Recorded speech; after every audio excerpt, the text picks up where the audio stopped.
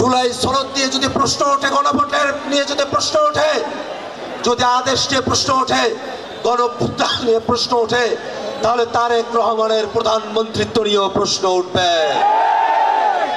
তিনি আসলে গুরুত্বপূর্ণ কোনো ব্যক্তি ছিলেন না। হঠাৎই ডক্টর মোহাম্মদ ইউনূস তিনি গুরুত্বপূর্ণ ব্যক্তি হয়েছেন।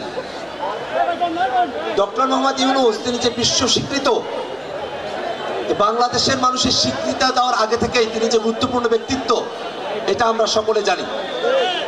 5 আগস্টের পরে ডক্টর মোহাম্মদ ইউনূস তিনি বাংলাদেশের হাল ধরেছিলেন বলে এই বাংলাদেশটাকে তারা কোনো জঙ্গি রাষ্ট্র হিসেবে তারা প্রমাণ করতে পারে নাই। ডক্টর মোহাম্মদ ইউনূস বাংলাদেশের হাল ধরেছিলেন বলে আমরা এই বাংলাদেশে জুলাইয়ের পক্ষের যে শক্তিগুলো আছে, সেই শক্তিগুলো স্বস্তির নিঃশ্বাস ফেলার একটা সুযোগ পেয়েছিল। ডক্টর মোহাম্মদ ইউনূস তিনি তার দায়িত্ব পালন করেছেন, বিচারের কার্যক্রম কিছুটা এগিয়ে নিয়েছেন, সংস্কারের জন্য গণভোট আয়োজন করেছেন, একটা নির্বাচন অনুষ্ঠান করে তিনি তার দায়িত্ব সমাপ্ত করেছেন। সেই ডক্টর মোহাম্মদ ইউনূস যিনি বিশ্ব স্বীকৃত গুরুত্বপূর্ণ ব্যক্তিত্ব, তাকে বাংলাদেশ সরকার গুরুত্বপূর্ণ ব্যক্তি হিসেবে গ্যাজেট প্রকাশ করার কারণে এই বাংলাদেশে কিছু বিভ্রান্তি সৃষ্টিকারী মিডিয়া তাদের মধ্যে নানা ধরনের বিভ্রান্তি তৈরি করার চেষ্টা আমরা খেয়াল করে দেখছি। আদতে তারা 24-এর অভ্যুত্থানের পক্ষে থাকা কারো পক্ষেই তারা কোনো সঠিক নিউজ তারা করতে চান না।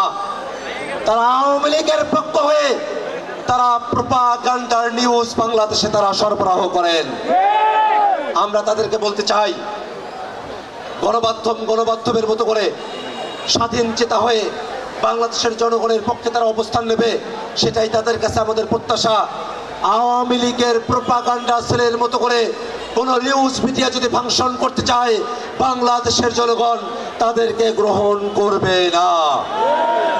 ভাইরা আমার, এই বাংলাদেশে জুলাই সনদকে বাস্তবায়ন করার জন্য আমরা বাংলাদেশের মানুষেরা মুখিয়ে আছি।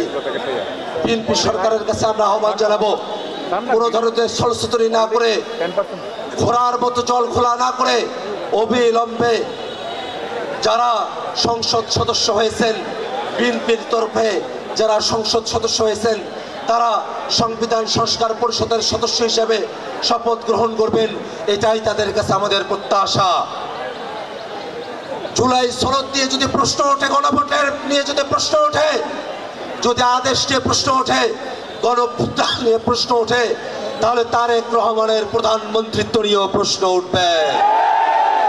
বিএনপির সরকার গঠন নিয়েও প্রশ্ন উঠবে। এটা কোনো বিচ্ছিন্ন চেইন না, এই চেইন আওয়ামী লীগের দ্বারা পরিচালিত চেইন। সেই চেইনকে বাংলাদেশে বিএনপি বাস্তবায়ন করার একটা ফাঁদে পড়ে গেছে।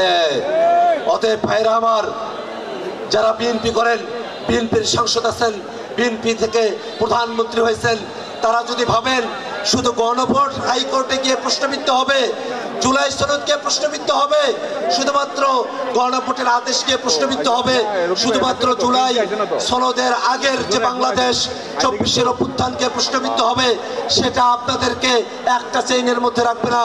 সেটা আপনাদেরকে বিএনপির সরকার গঠন, সেটাও কোর্টে যেতে পারে। বিএনপির বাংলাদেশে ক্ষমতায় আহরণ করা, সেটাও কোর্টে যেতে পারে। তারেক রহমানের প্রধানমন্ত্রিত্ব গ্রহণ করা, সেটাও কোর্টে যেতে পারে। তারেক রহমানের শেখ মুজিবের ছবি বাদ দিয়ে প্রেস ব্রিফিং করা, সেটাও কোর্টে যেতে পারে।